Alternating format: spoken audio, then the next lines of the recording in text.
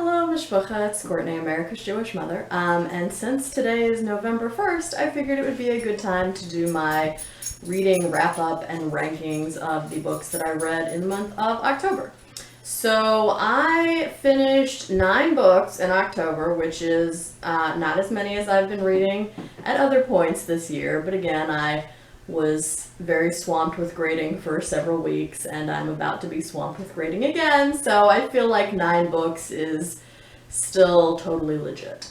So as usual, I'm going to rank these from the book that I enjoyed least in October to the one that I liked the best. And there were a lot of 3-star reads this month, warning. So the book in 9th place, the one I liked least, and again, it really pains me to say this, but it's Louise Erdrich's The Plague of Doves. So I just felt like there was too much going on in this book for me to connect to the characters and the story, and there really was not an overarching plot that tied everything together in a satisfying way. And I said when I wrapped this up that Louise Erdrich, in an interview at the end of this edition of the book, calls it a mystery, but it's not actually a mystery when you set up a murder and then don't talk about the murder for 300 pages and then solve the murder at the end. That's not how a mystery works. So unfortunately, this is my least favorite book of the month, which I ended up giving 2.5 stars to. However, Lindsey and Lindsey of Lindsey's Book Life and I buddy read this together, could be outliers because both Greg from Supposedly Fun and Shawn the Book Maniac both love this book and had rave reviews of it, so you can go check out their channels for more positive thoughts about this book. So this was my 9th book, my 9th place book for the month. Okay, this next one I don't have here with me because I read it as an ebook. But in 8th place was How Much of These Hills is Gold by C. Pam Zhang. And I ended up giving this book 3 stars. For a more positive, glowing review of it, you can check out Lindsey's review at Lindsey's Book Life. So this book centers on 2 siblings in the gold rush days, and they and their family are of Asian descent.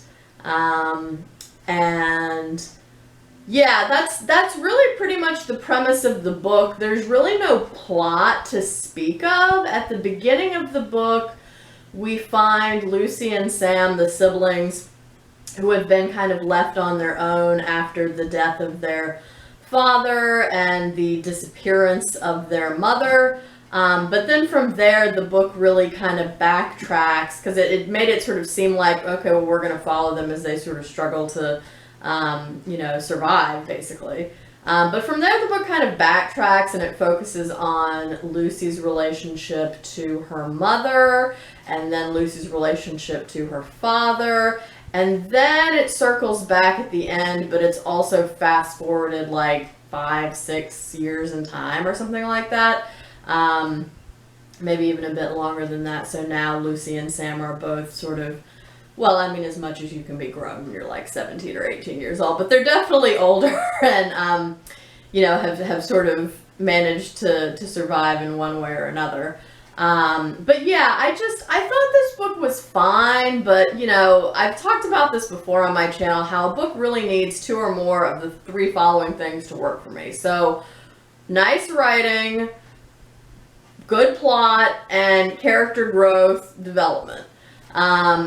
And the book does have, well, I guess like the writing is nice, but for me it's very, I described it before as woo-woo poetic. So if you like that style of writing and you appreciate books that are more sort of atmospheric and concerned with themes rather than being concerned with a cohesive plot or character development, then by all means this might be a book for you. It just was not a book for me. I felt like, especially because the story centers around Lucy, she was not even as well developed as her sibling Sam, who was much more interesting. So kind of wish the story had been centered around Sam, but whatever. So anyway, I ended up giving that one 3 stars. That was my 8th place book. In 7th place was Ruth Calderon's A Bride for One Night Talmud Tales, which I also gave 3 stars to. And this was a quick read. I enjoyed it. It piqued my interest more in reading other stories from the Talmud.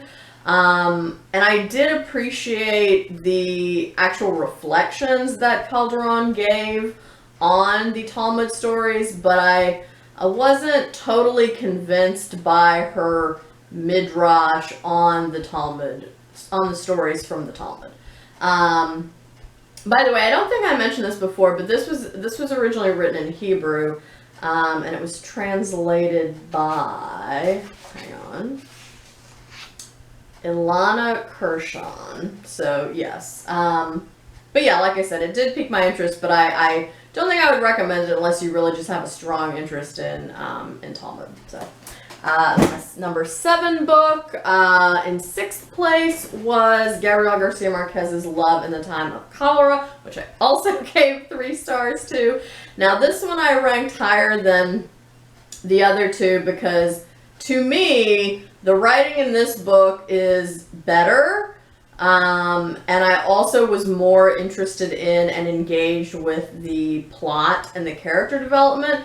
But as I said in my full-length review of this book, which I will try to remember to link down below if you want to go check that out. By the way, it has spoilers, just FYI. The ending really ruined this book for me. So that's why it ended up getting 3 stars as opposed to like 3.5 or 4. So that was number 6. In 5th place... Okay, I also don't have a physical copy of this one, but in 5th place was How to Be an Antiracist by Ibram X. Kendi. I also ended up giving this book 3 stars, and I'm not going to say too much about it here because I am planning to make a full review of Kendi's book because I have a lot of conflicting thoughts about it, not unlike the Gabriel Garcia Marquez. So I think I'm going to do like a separate review video for the Kendi book.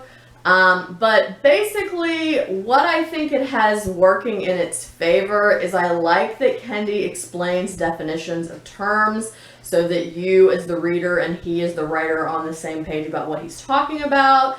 I really like that he explicitly ties racism to capitalism. I think that's important. I like that he focuses on practical consequences. That very much appeals to the pragmatist in me. And I also like that in addition to telling sort of his own personal anecdotes that kind of bookend each of the chapters, that he uses a lot of data and statistics. So I liked all of those things. And where the book kind of fell down for me, in addition to the audiobook narration, which you've already heard me complain about if you have been following my channel while I was reading this book.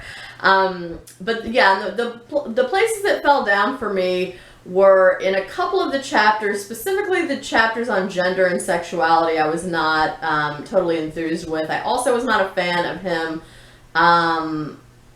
like bad-mouthing W.B. Du Bois and basically trying to say that Du Bois was a racist at every other turn because Du Bois didn't share the same definitions of racism and you know, anti-racism as Kendi himself does. And then the thing I really didn't like about How to Be an Anti-Racist is I feel like it shuts down conversation. And that's something I will talk more about in my full-length review, which you can look for sometime later this week because I haven't filmed it yet. But that was 5th for me. In 4th place, yeah, okay, I don't have this one in physical copy either. In 4th place was Agatha Christie's short story collection, The Regatta Mystery and Other Stories. I ended up giving this 3.25 stars. It was fine. It was very light, easy reading. The stories were enjoyable enough while I was listening to them, but I don't really remember too much about them at this point. But they were enjoyable in the moment. So if you like cozy mystery stories, I would recommend it just as, like I said, light, easy reading. In 3rd place was Sway, which I just finished today, The Irresistible Pull of Irrational Behavior by Ori and Ram Brafman. I ended up giving this book 4 stars. I really liked this. It's a slim little, not even 200-page book on psychology, and the writers delve in each chapter into a specific psychological phenomenon that makes us lose our sense of logic and rationality when we are making decisions. So they talk about things like loss aversion, and how once we've decided that we don't want a certain outcome and that we're trying to avoid doing that, that we tend to make less rational decisions than if we weren't concerned with avoiding a certain outcome. They also talk about commitment, the idea that once we've committed to a particular course, especially if it's tied to loss aversion, that also affects our better judgment and sense of logic.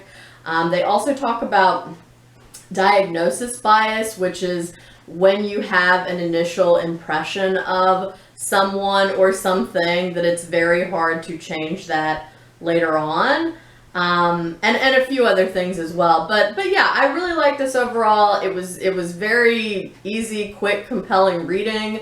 They give a lot of examples. This is not an academic text, but they do cite in notes at the end the sources for their information, and they cite both actual clinical studies that were done, and also real life examples of accidents or sometimes outright disasters that have occurred as a result of illogical thinking. So I would definitely recommend this if you have an interest in psychology or human behavior, but I think it's intended for a general audience who doesn't have a lot of knowledge in that area. So if you were, say, a psych major, you're probably not going to get anything out of this book. But if you weren't, like me, then you might well enjoy this. So this is my third favorite book of the month.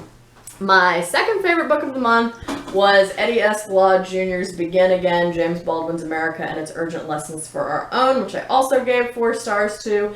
I really liked this. I learned a lot about Baldwin's life that I did not know before. This book covers the evolution of his thinking from around the publication of The Fire Next Time in 1963 or 4. I can't remember now. I think it's 63. Up to his death, but mostly through which was in 1987, but mostly up through the late 70s. And at the end of each chapter, Glaude circles back to the state of things in, Trump's America, basically, and how we can relate the evolution of James Baldwin's thought to the situation in which we find ourselves right now. So yeah, I really like this. I would recommend it, especially if you're interested in James Baldwin. So I gave this 4 stars, and it was my second favorite read of the month. And my favorite read of the month was Hope and Other Dangerous Pursuits by Layla Lalami. This is I guess it's technically a novel, but it's really more like an interconnected short story collection. It's very slim. I really like this. I found it quite compelling. I thought the characters were well drawn for, us not having too much time and space to get to know them. So the opening story of this book is called The Trip, which is where 24+ Moroccans try to get on a boat and are ferried illegally across the Strait of Gibraltar to Spain to try to start life anew in Spain.